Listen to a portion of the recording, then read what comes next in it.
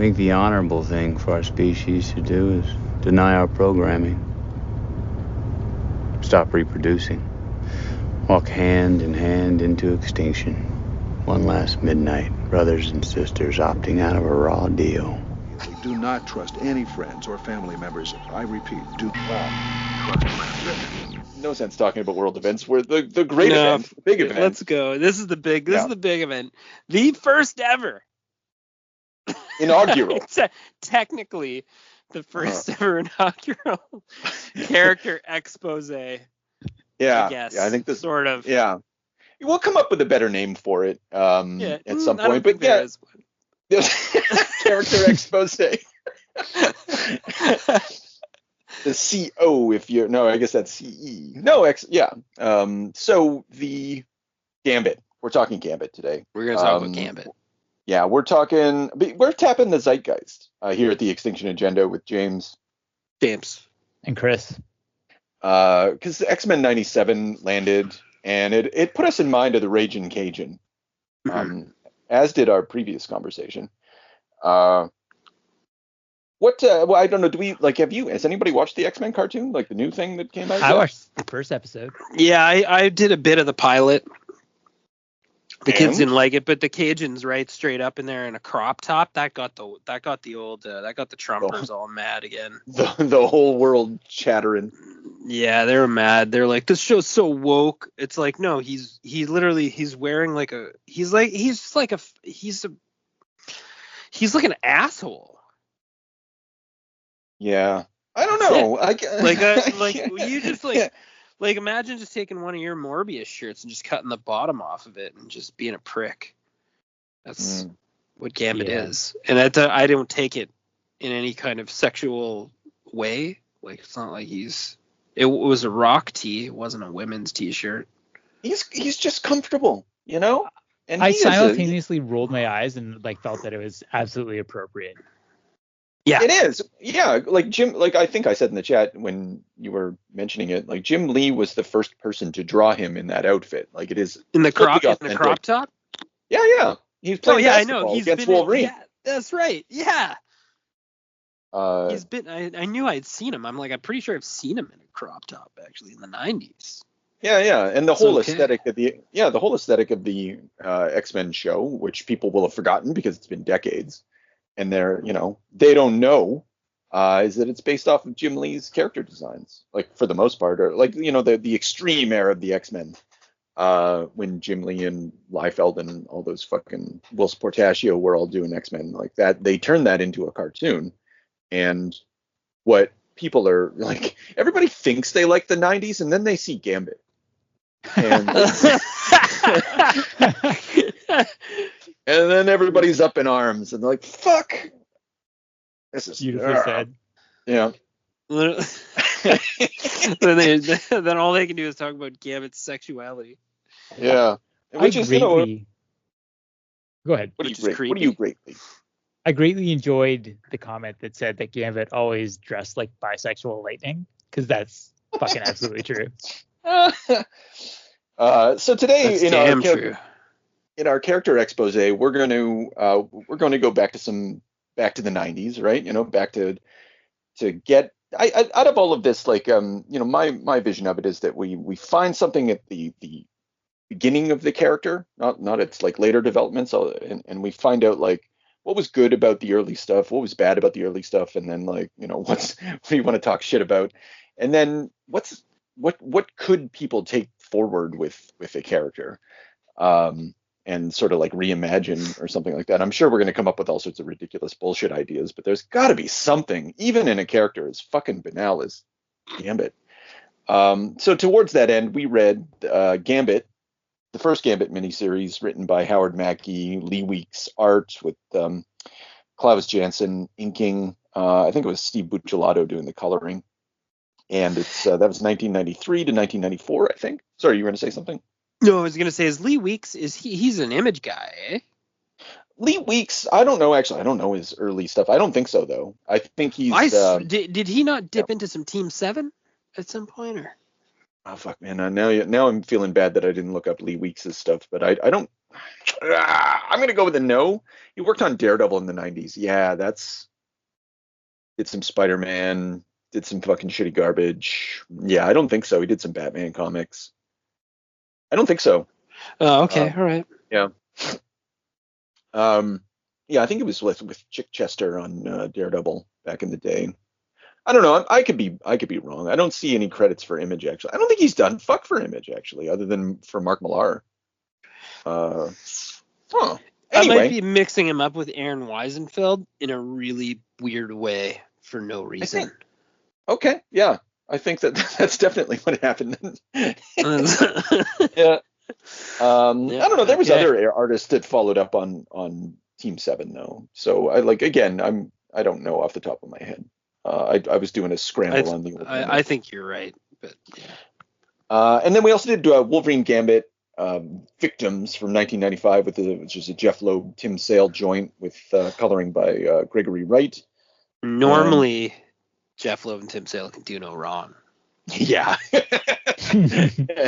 Yeah, just a sneak preview of what we think of that book. And yeah, so it's 8 issues, something like that, at the epicenter of the 90s, back when everybody was trying to figure out what to do with Gambit. And here we are. So, gentlemen, what did they do with Gambit? The tithin. What the fuck is the tithing?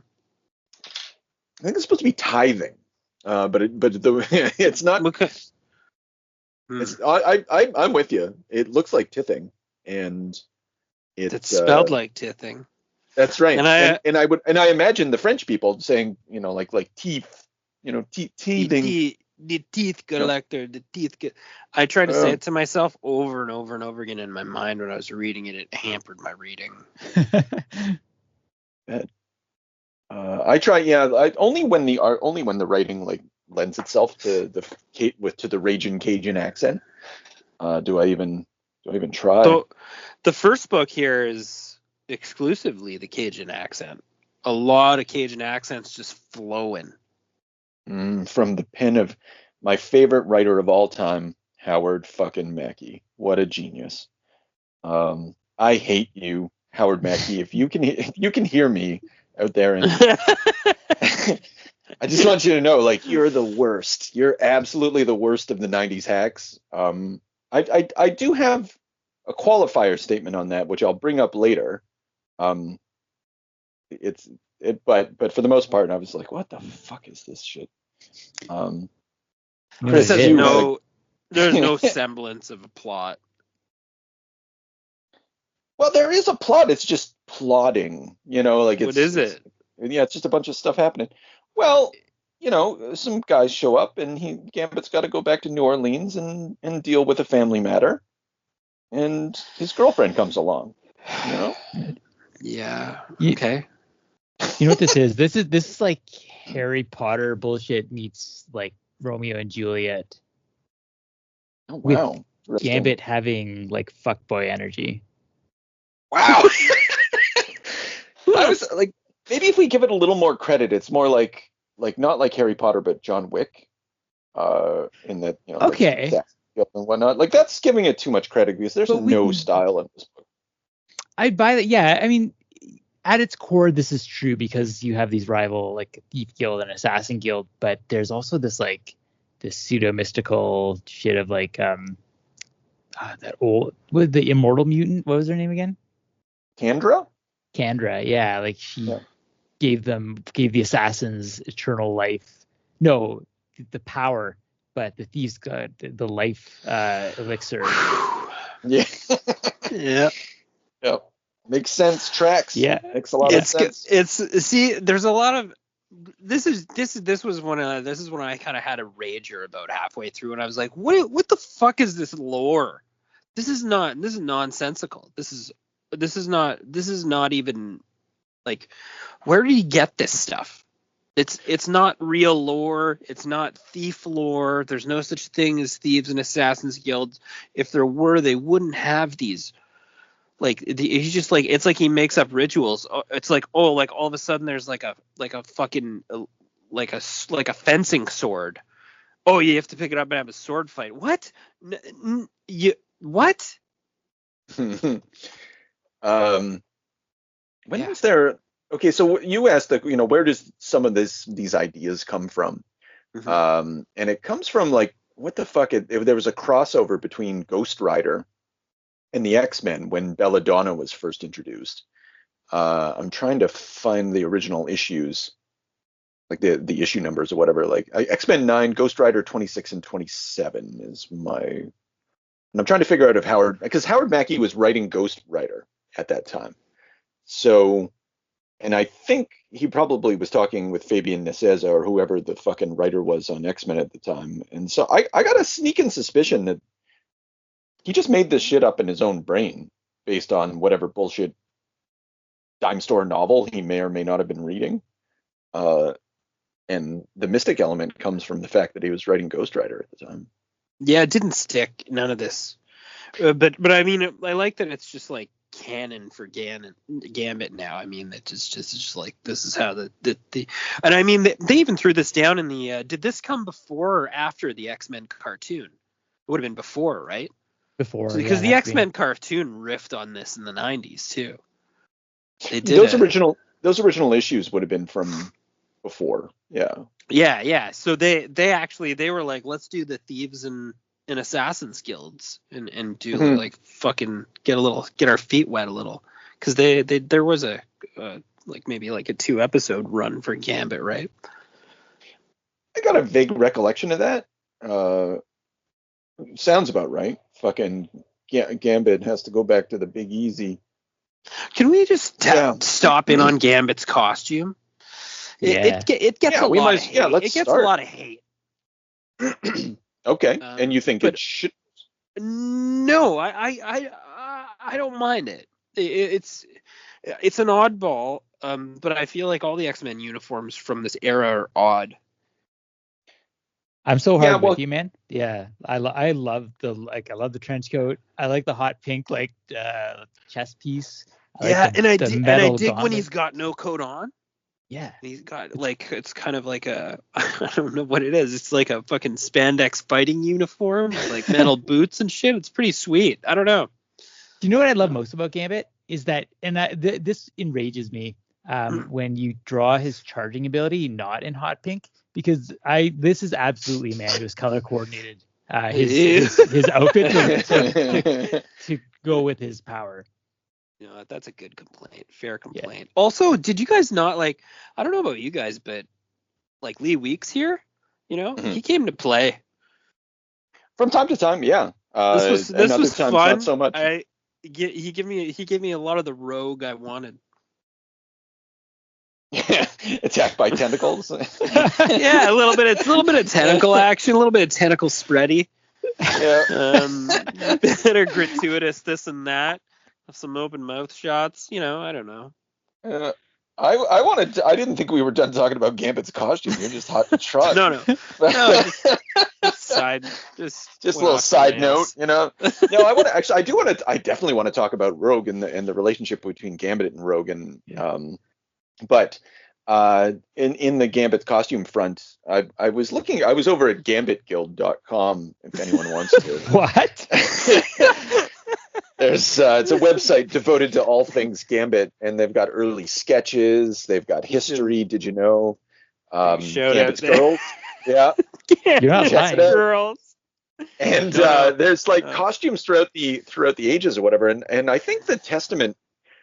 So if I had my druthers, I think Gambit needs the trench coat, and I know this to be the case because there was an issue of there was a brief period in Jim Lee's X-Men run with Chris Claremont when he had all of the X-Men wear versions of those yellow and black costumes, but Gambit kept his facial buttress and his trench coat, and he was still Gambit. So it was still like him, and the spiky hair or whatever. So you need the weird hair. Unfortunately, I guess you need to keep the facial buttress, but I would get rid of that if I could. I hate it. Yeah, that's the worst part. No, I like that too. Yeah, well, it just keeps. I don't know. It keeps the hair out of his eyes, I guess. But the trench coat, and maybe later on when we're talking about what better ways you might want to make use of Gambit, I do think not like a John Constantine sort of character, but I don't know, something a little more John Constantine than you get out of this Gambit. He just seems so fucking naive. At the same time as he's highly manipulative, he's super stupid, and that's a terrible combination. Oh yeah, because this could have been resolved by bringing Storm and Wolverine with him in like probably 20 minutes. Yeah. Yeah. And the like at any turn early on in this story, so basically Rogue and Gambit are doing a danger room exercise. There's some tension between the two of them. Wolverine and Storm are watching the training session, and some guy breaks into the mansion, and Gambit shows like this preternatural ability to just sense the dude entered the mansion, which strongly argues for some sort of psychic power or psychic connection amongst the thieves or something. The thieves, pardon me. Oh yeah, nice one. and anyway, like some sort of, you got to stop your brother or something like that. And Wolverine and Storm are like, we want to come with you. And he's like, no, this be family. And that's fucking dumb at every moment in this fucking story. Every it's just, no, family. And you're like, that's the worst way to take other characters off the board, for them to be just like, oh, he's got to deal with it himself. It's family. Yeah. Yeah, doesn't make any With sense. occasional protest of like, yeah, we're your family too. It's like, I know. Yeah, the Wolverine, the one-liners are just the best too. No, darling, we stay. It's like, well, if Wolverine says he's got to handle it on his own like a man, then that's where I gotta stand on this story. I'm just gonna have to let that be a plot device. Go Real quick. I just want to. I can't let this pass. They're doing the danger room run, and Wolverine and Storm are literally watching them talking about the sexual tension between them. Yeah. Do you want to push it up to danger level 6? Oh, don't you think we're pushing it? That's the point of this exercise, Wolverine. Yeah, and that's literally why they're doing it. I know the drill, seeing if you can cut it as part of the team. It's just like, what does it say? Like, emotions running high between the Cajun and Rogue, given their unresolved romantic status. Yeah. Yeah, they're getting a little action themselves, you know? I think so. I think this must be a common part, actually, of being on the X-Men, because it is a soap opera. So they, like, I kind of like this metatextual element. They're like, well, should we really be training while someone's in hot heat for one of their team member? Like, yep. They're like, yep. And I think we should watch it together. We'll see. They probably have set scenarios too. Just like, yeah, run protocol 32. Yeah, extra tentacles. Extra tentacles. Storm, why don't you sit on my lap for this part? Yeah. I would like. I think there's I honestly, at this point, now that you're just saying it, like these character exposés, I would like to do them for each member of the X-Men. That's a good idea. It's a great idea. Yeah. There's some. The X-Men individually are just I don't know. Flushing them out is painfully rough. It is. But we're guided by the steady hand of Howard Mackey here. Yeah. So. You know what is great? Is that we get a rare male fridging here. Oh, that's progressive. Yeah, all right. Okay. Fuck as fuck. Yeah. So it's, take me to our father. Yes, brother. So why is this the best? Like, I don't understand Mackey's motivations here for making it. Why is it so much about family with Gambit? Like, he's ultimately, what is Gambit? He's a thief. We know that at this point. We know he's a thief. He's got a wife that wants to kill him. We know that. So he's got a bad divorce in his background. He's kind of spiky, and he is very sexually forward. And he's definitely abandoned his family hard to join the X-Men. Yeah. So where this motivation is just so weird. Well, when they met him originally, though, like, he doesn't, like, lots of other characters aren't swallowed up by like family drama or whatever. What is it that they thought? Like, they thought this this was the best thing you could do with this character? Is just he's Gambit always thinks the best thing's to swallow. No, that's not. Is that a quote? I don't know. I can't tell. But did you guys find him like way overpowered as well? Like he hunts down these assassins. They don't stand a chance in the explosive yield that we're given here by your by Mackie. Like this guy's like every fucking card is like fucking C4. This guy's a menace. There was a period in the early, like when Jim Lee and Claremont first introduced Gambit, and admittedly this was the period where they were weakening. They were planning to kill Wolverine. They were slowly working towards issue 300 where Wolverine would be killed. So he was weaker. And Gambit would beat the shit out of him all the time. You know, it would be a really hard fought fight, but they consistently showed him Gambit overtaking Wolverine. So if that's a measure of his capacities at the time, then I guess we shouldn't really be surprised. I looked into this.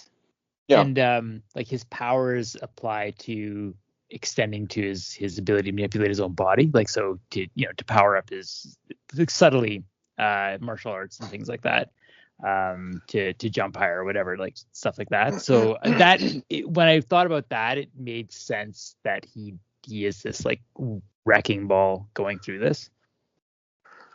I like that. The pixie dust. He's got the pixie dust powers. That's good. Yeah. So that like his control over his kinetic energy could also be, pushed to any part of his body, sort of. Exactly. So like probably like a subtle field or something like that, always going. This book here makes it hard to refute the mental powers for me. These women are just wildly fucking attracted to him at any given time, just despite bad one-liners or whatever. He's just like a pickup line artist that succeeds all the time, and it's just you can't help but think, that there has to be like a mutant pheromone thing or like a latent psychic ability. Like there's grounds for it, I think, in all these books. Yeah, because it's probably pretty hard to pull tail when you've got milky black eyes and red pupils, like that's a little creepy. Like, I can't imagine a lot of people are going to swoon at your inhuman appearance, and not to mention your facial buttress, which I'm never going to stop ragging on. And like it's got a fucking bandana. He's got a permanent bandana. He looks anyway. Did you catch that? There's a secret origin story that needs to be told here, because there's a leveling up of those seduction powers, that the priestess, the woman who like is kind of tending Belladonna, tells that story about how when Gambit was young and like was attracted to her, he asked her for a love potion, and she's like, no, you gotta do this on your own. So somehow he figured something out. Yeah. Jesus. It's just like if he's a thief, and he's a thief of the heart. Man, he steals women's hearts.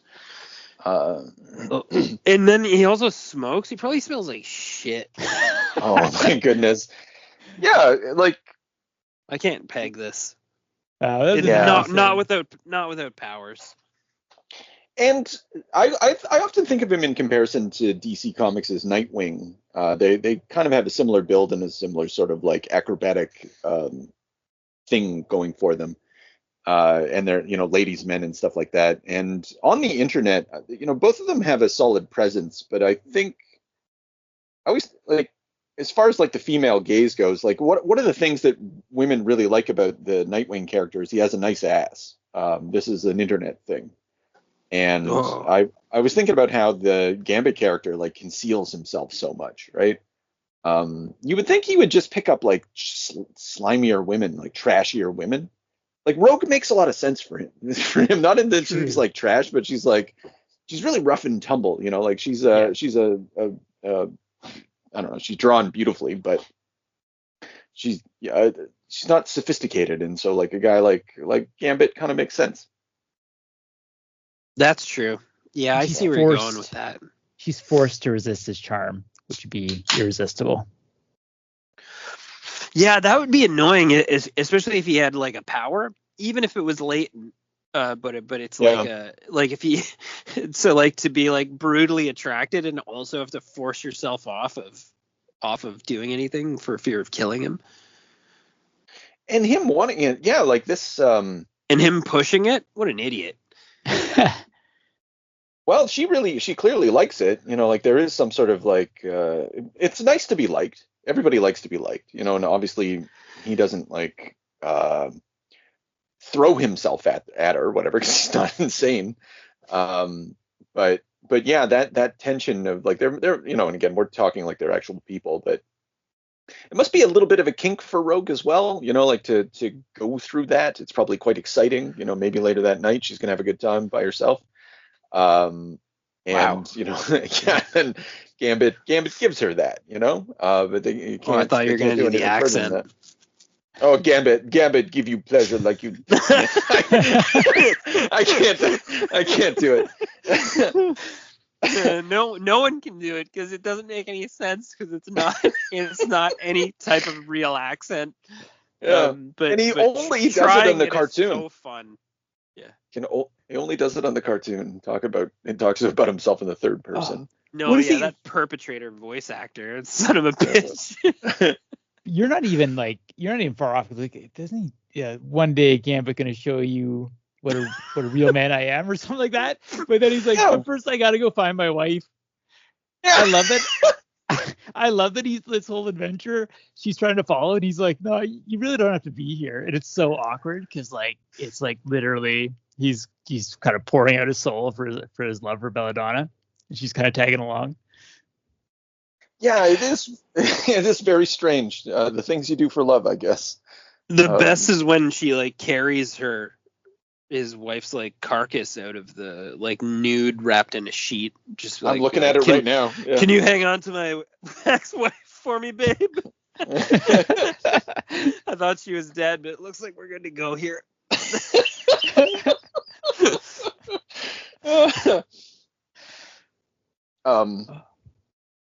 Yeah, I don't like. I'm not sure how granular we want to get on this thing, because it is a shit show of fucking ridiculous. Like this tithing guy. Like what the fuck? It's all revealed in the story that this Kandra, the external lady, and the externals were a thing in the 90s too. It's just like immortal mutants.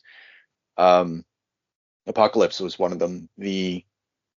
She over time, like it's kind of like an old ancient conspiracy type thing. She's established two families, or the thieves, and we already talked about this, the assassins, and she placed them against each other, but she also uses both of them, and it's like she's created her own, like, well, like you said, Romeo and Juliet scenario. The what are they called? The Capulets and the Montesquieu's. Yeah, something like Montagues. that. Montagues. Yeah.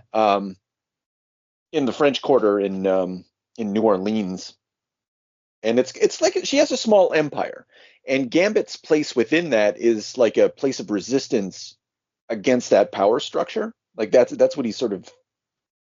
That's Which how he excites her. She's the best fucking part because like that's fun. Like she's immortal and bored, so she just wants somebody to step to her. Yeah, and he like previously used to fuck her, is what I'm gathering, and then she got. Yeah. So lots of excitement with Gambit. Yeah, she's pretty awesome. Sheila just like comes down in there and just starts making out with Gambit. Gambit, and I like how Rogue's like okay with all this. I don't know.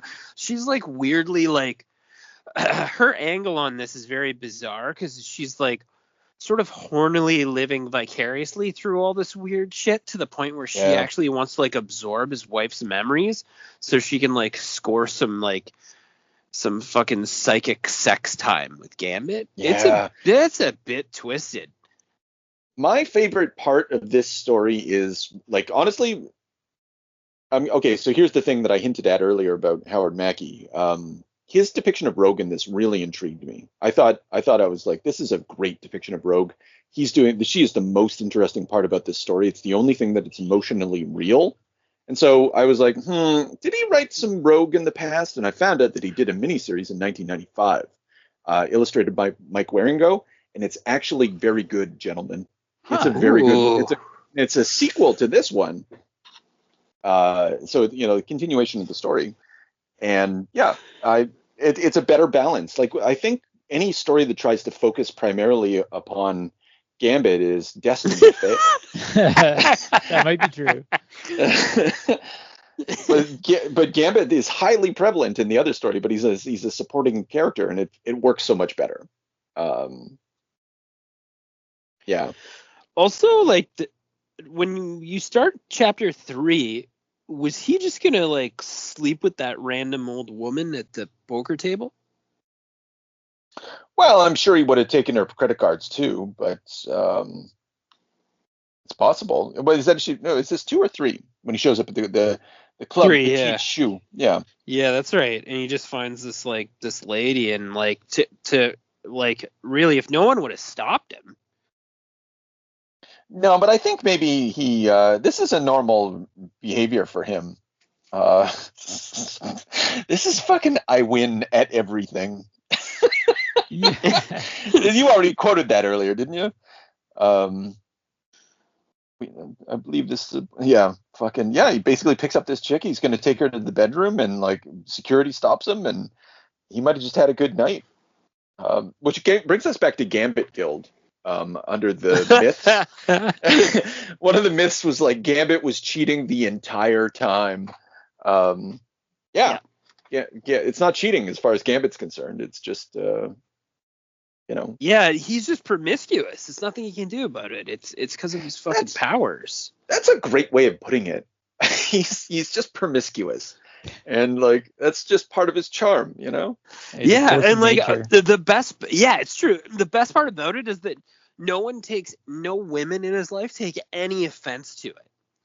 It's like a fucking bizarro world, and this again I feel like still caters to the fact that it's a power. Because if you're not under some type of like a psychic duress or spell, you're gonna be really fucking agitated that he's just like women are crawling all over him all the time, but no one is really bothered by that at all. That's interesting. Yeah, it is true. I feel like in a way Gambit is like a writer's fantasy of what would I do if I was irresistible to women and anything I said was charming. It feels like that's the vector that it works on in these early stories at the very least. That's definitely an angle, and it's definitely you can't help that be something about Gambit that kind of makes you smirk when you think of him. Because you can angle him as an assassin, you can angle him as a fighter.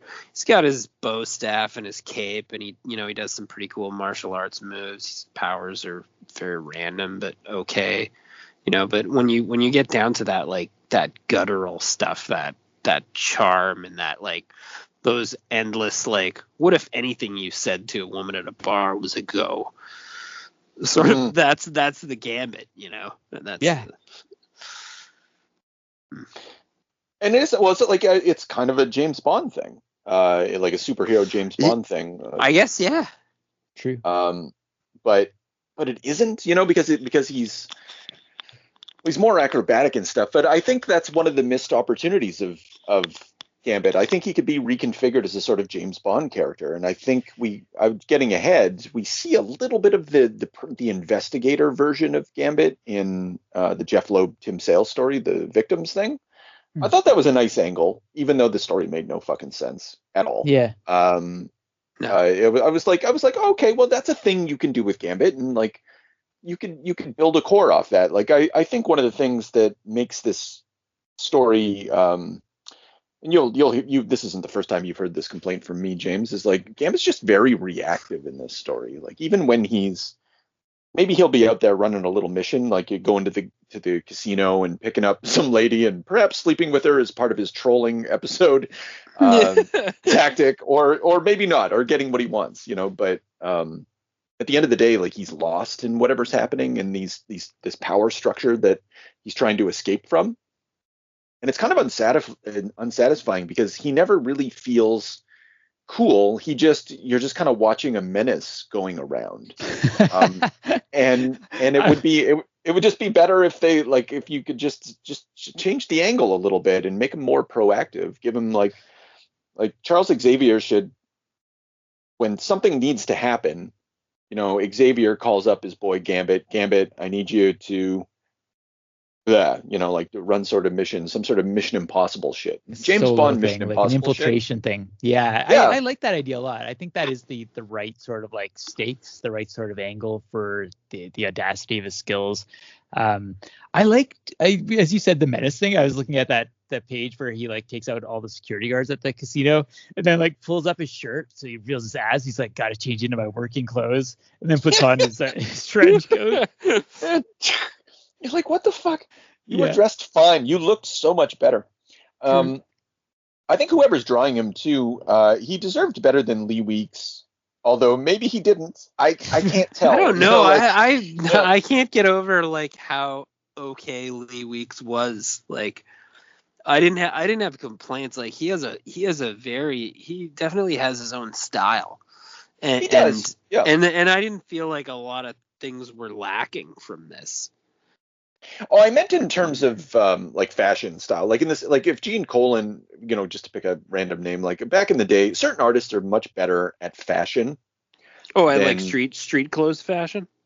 Not just street clothes, fashiony clothes. Just I don't know, like just making shit look good. Like Jim Lee's characters looked fashionable, even though like if you ever saw those characters in real life, you would be like, that looks dumb. Like you look stupid. But somehow the way he drew it looked awesome, and of a piece, of a particular aesthetic.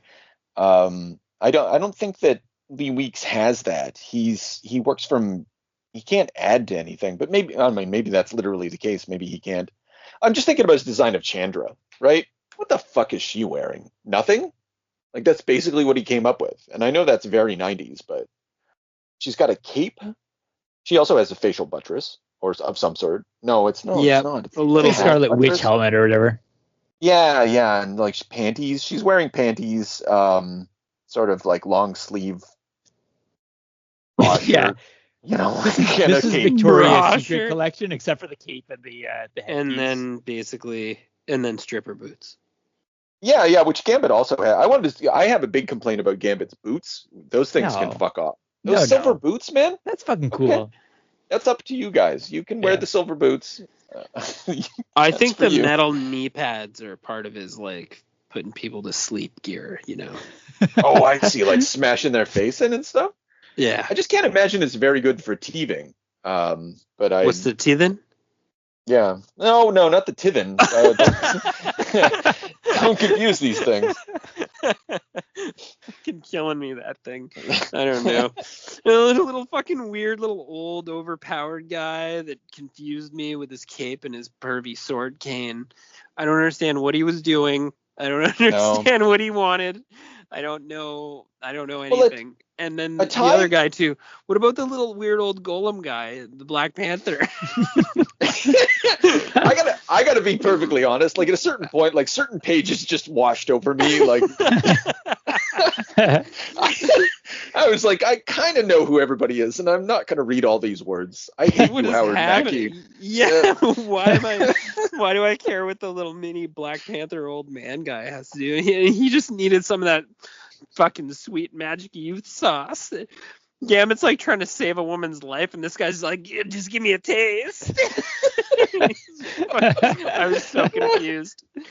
I don't know.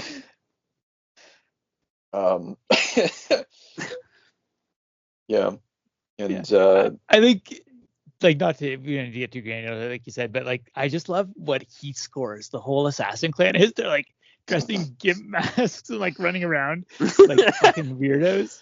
Yeah, what the fuck? Like one guy's got like some sort of like timepiece between his eyes or something. Like what a menagerie of fucking losers. They look like all of them have weird mohawks, and yeah, I guess if you're an assassin, right?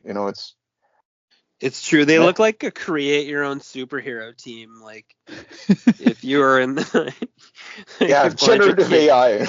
like a bunch of kids made them, like that old fucking Heroes game. Well, that's what I'm saying. Like Lee Weeks lets us down here. Like if these are his designs, and like I think they are, they're really bad. He's good in scenes that don't involve superheroes, which is like the most sad part. Like the scene when Rogue steals the memories from Belladonna, and it's a collage. It's very nice. His storytelling's excellent. Like I really don't have a bad thing to say about Lee Weeks in general, other than like he's not the guy that you ought to. Him and Klaus Janson, that's not the team that you put on this fucking book. I'm fine. They did. I can't stop that they did, but Gambit is primarily about 90s extreme cool, right? I think there was a missed opportunity to like. I remember reading this book when I was a kid, or flipping through it. I remember getting these issues. I didn't read them, and I loved comics. I read a lot of comics, and I did not read these. They looked like shit. They were boring, too many words, not enough action, and it would have been okay if the words made sense. Yeah, I think maybe 13-year-old James would have like given it a pass, but I don't recall doing so. Do you think Tim Sale's the man for the job then? I do. Oh no, well. Oh no. Yeah, I guess I do think it's much better than this. In terms like of, there was a lot of good moments in that. I know it was not their best work by a country mile easily, but I thought there was some nice stuff in there. Some great angles, some interesting page designs, some like really interesting moments where you've got like thick panel laden pages, and then you turn the page and you get like a really weirdly composed silent full page spread. I thought some of that was very effective, and pleasurable, in a way that looking at Lee Weeks' stuff, like I like it nowadays, but because over time you learn to really like comics art, and you don't mind like zooming in on stuff, but I don't think this was the guy for the job. Maybe it's a little more like this looks more like Vertigo comics than it looks like. Yes, that's what I thought of for sure. Like it felt almost like they had read Sandman and were trying to do a Sandman story. Or like even to make it worse, I'll say that they read Sandman Mystery Theater and thought that they would do a Sandman comic, deep cut. Yeah. Anything else about Lee Weeks? I guess we should move on. We've been going. Nah, poor Lee Weeks can get left. Yeah. Yeah. I like this Tim Sale art. I actually read this again. Just like I liked it a lot better when I didn't look at the words. I just kind of went through the whole thing looking at the images, and it is cool. Like you said, it looks really good. Like there's a lot happening. There's like good splash pages. There's just like he's always trying to find some interesting image and something dynamic, and the poses are cool. And like, yeah, I liked it. I'm wondering if this post dates Batman: The Long Halloween. And I think it does. It's after? Hold on a second. No, it's before. It's 1995. So it's just before though. It's a year before The Long Halloween. So, Jeff's, I think he's, I think this is good. I think some of his like he's not good for drawing Gambit because he makes everybody look, he doesn't draw attractive characters. Can we say that? Does that make sense? That's fair. Yeah, that's not his thing. Yeah. Everybody looks a little off, a little chunky, a little something.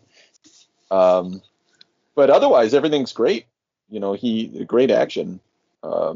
We even got a little, but his drawing of Gambit, like, what is it? It's not even human. He looks like this weird monkey creature with a giant head. It's true. It's terrible. Yeah. He does not look attractive. Like it works with Wolverine because like Wolverine can be like ugly, rough, and still draw the ladies. But it's true. Pretty. And Gambit too, though he does do your trench coat ask. What's that? That like where the costume is basically hidden. That he can sort of blend in. Yeah. Well, because once you start drawing it, like, you're making a commitment to an absurdity. Like, he looks like he looks like he has some sort of like Doctor Strange, Steve Ditko era Doctor Strange dimensional portal around his neck. He's tiger striped for some reason. He has silver knee-high boots. He like, Chris, you called it color coordinated. Fine, it is, but it's like in no other way is it coordinated. It's really like, it's really quite a marvel. Like, it's like, what if Prince was half a medieval knight and also a detective?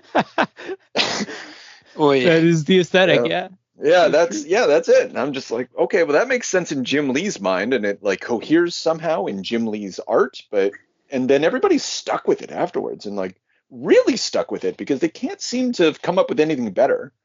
Well, I like what Tim did here. He when Gambit goes to visit the parents of that woman, he rolls in with his sunglasses on, biker boots, and he's got his trench coat and his hair. He's like sort of like Doctor Who or something, and he rolls in on them, and he's got his mutant gear is like sort of not there, but it's him, and then all of a sudden it's back on him at night when he prowls, Yeah, so it's the hair and the trench coat, and like that's all you really need to have Gambit. And like, knowing that everybody should feel free like to create something, but the thing is with superheroes, they all have to have like some sort of weird design or a chest crest or something. And like he's not a character for that.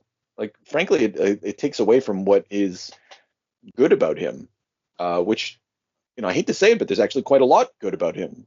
And I can understand his popularity. But at the same time, I can't.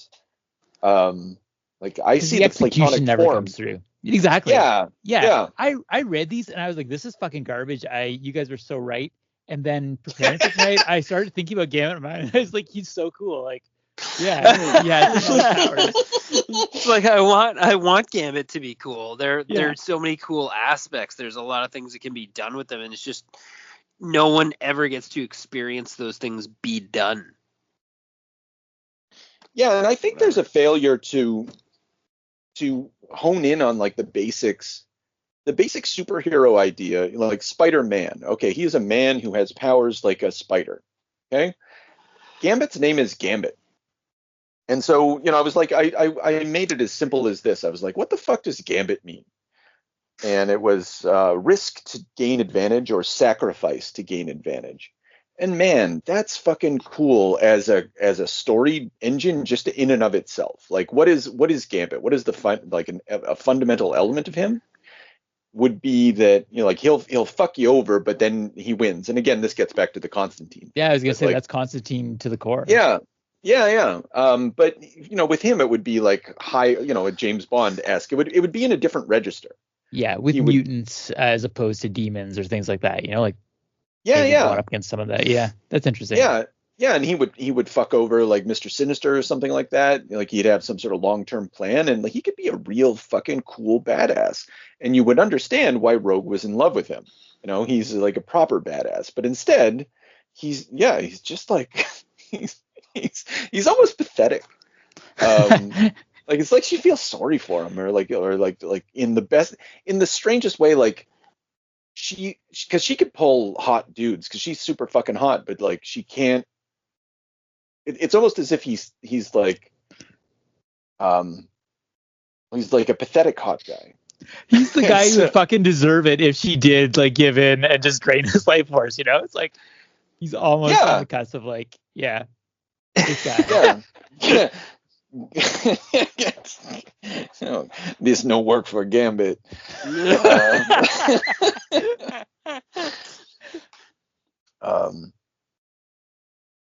But otherwise, this victim story, like, what is the point? What is the fucking sense? Point? Yeah. You know what makes is not resolved in this that I was just baffled by? The basic premise is that someone's been killing women in London in a Jack the Ripper kind of style. It's probably Wolverine. They never go back to address the fact that Wolverine has probably killed 4 women. I think it was I think it was Mastermind's trick or something, because they had all those Did she robot like mind Wolverines, control right? them? Is that okay? Do you think it was robot Wolverines? Yeah, I picked up it was the robot Wolverines, but that's never explicitly stated, and it's never really explicitly proved either. I don't think. Yeah. My favorite Gambit in all the things that we read, the thing that kind of solidified something though that I saw something was great. Was what's the beginning? Is it like issue 3 or whatever? When Gambit's stealing a painting. Yeah. It's there are few things that excite me as much. A breathless kiss from a young woman's lips, how she rolls her nylons off so softly. The way perfume hangs in the air long after she has left. These things are just, and the whole time he's stealing a painting and flying through the air. He's like, but only stealing makes my heart race. So it's very sexual for him. I love to fuck women and steal paintings. That's when it comes to like potential. The way my mind went was sort of high adventure in this way, like Gambit stealing things for the good, like because he's stealing paintings that were taken by the Nazis and he's going to return them to the rightful owner. So like high stakes heists that do overall some good in a kind of Indiana Jones style way. Yeah, that would be fun. Well, what we're basically our elevator pitch is like, what if James Bond met Indiana Jones and was also a ninja? And that sounds cool. That sounds pretty fucking cool. And like Marvel has, so far as I can tell, consistently shit the bed on this concept.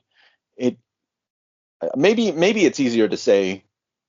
Maybe if you get into the writer's room with some of these big shots, like with your Howard Mackies and your Jeff Loebs, maybe you get shot down for being an amateur, huh? But I don't know, man. Seems like ABC to me. So you were pretty happy with Arcade there, weren't you, James? Oh, I love the design. I love the thing, like just that weird fucking injured gremlin look that's going on. He's a fucking monster in this. I never thought of Arcade as being scary, but like he is. Yeah. Yeah, the whole thing with Arcade for me is I really felt like there was some Joker ripoff going on here.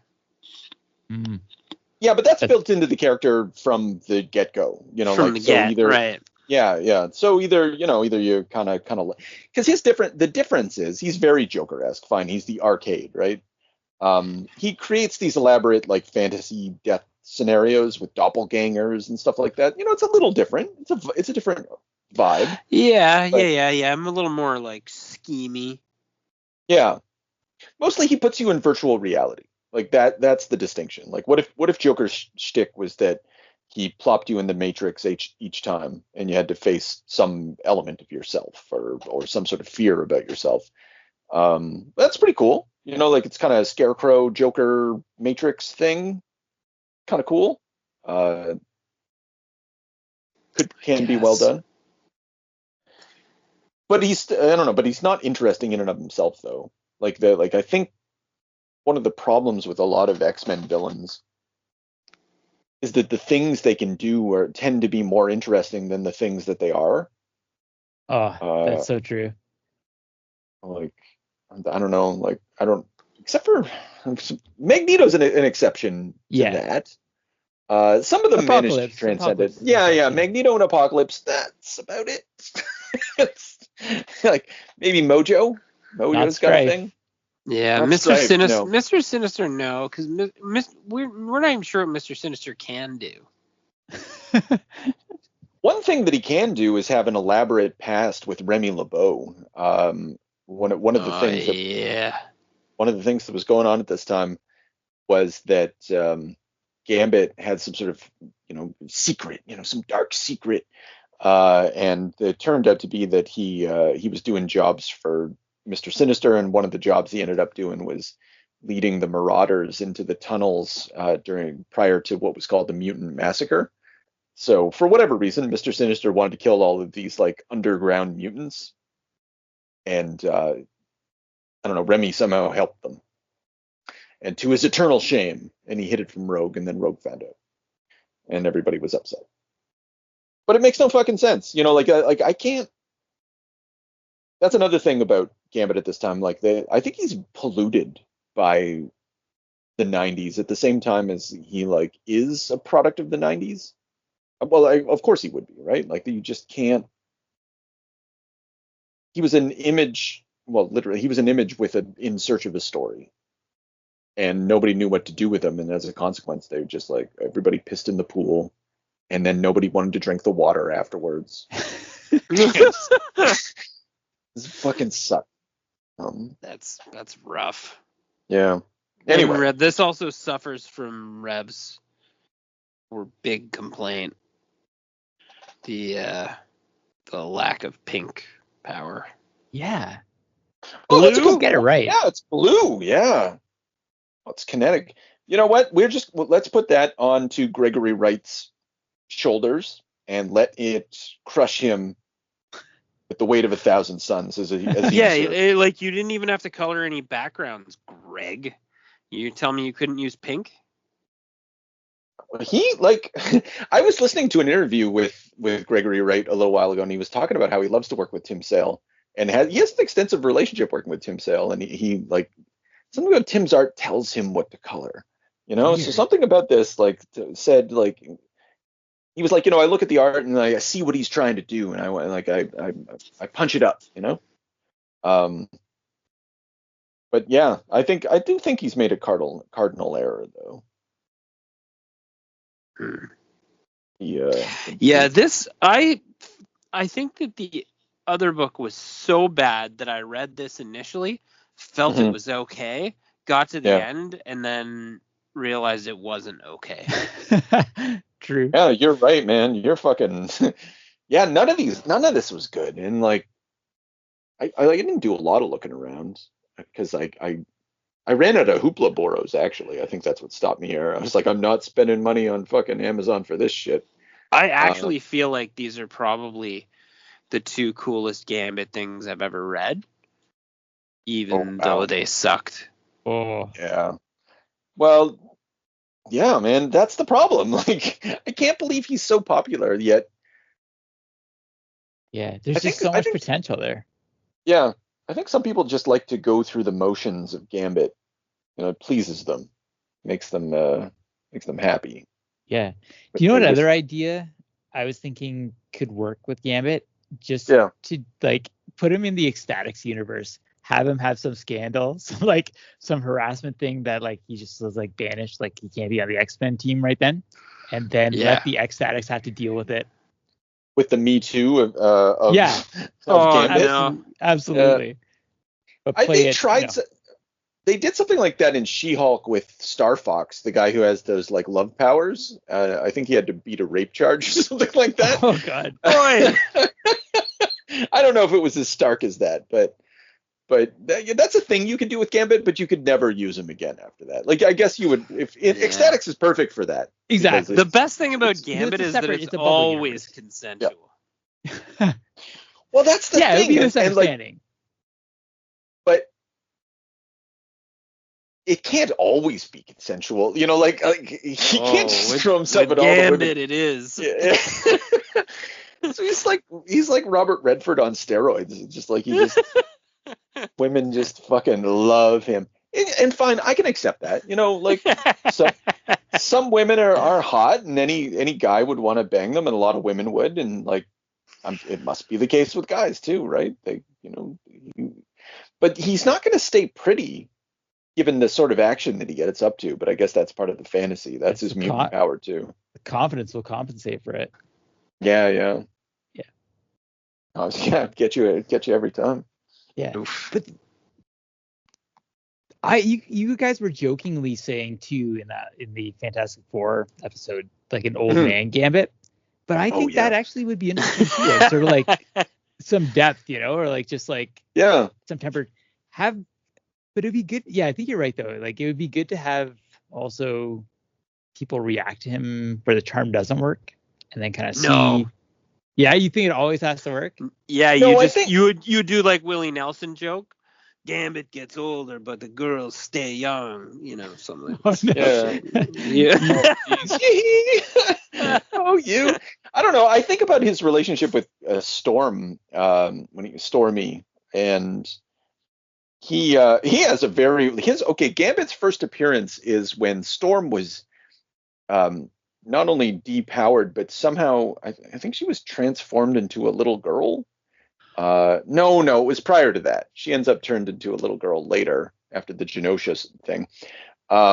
But he encounters Storm, and they live as thieves together. Because she was a thief in Cairo, right? I read Right. Yeah. That's like an apocalypse thing. Yeah, I think that's on the X-Men cartoon. But anyway, he does have platonic relationships with women, like one Storm, for instance. There's no hint of sexuality between the two. Although even him in that Rogue miniseries, he gives her a little kiss on the cheek, and she likes his charm a little bit, but ultimately she knows what he's about. Okay. And so yeah. Anyway, I guess that's me agreeing with you that You need that. I mean, yeah. I haven't seen it too often. I guess I haven't read a lot of those early Gambit comics, but I think just even having that kind of breaks that sort of sense of wish fulfillment. Yeah. And there's nothing wrong with wish fulfillment, but it's the same time it robs him of being a character without the emphasis on the fact that oh yeah, he has human relationships. He's not just like this fuck machine. Yeah. Which is fine. Fuck machine is fine. Man. It's a good mode. I'm into it. To you. Yeah. But how do you get him to talk about the weather or his emotions or something like that? It's unless Gambit cries after sex. I mean, I guess maybe that's an angle they haven't explored yet. Gambit's so lonely. Get Kevin Smith in there. Yeah. Oh Jesus. That'll be his take. I had a bladder. Yeah. Well, another thing about his relationship with Rogue, so we talked about her experience of it, but his experience of it is very strange too. For him, he's this thing he can never steal, this act he can never, this.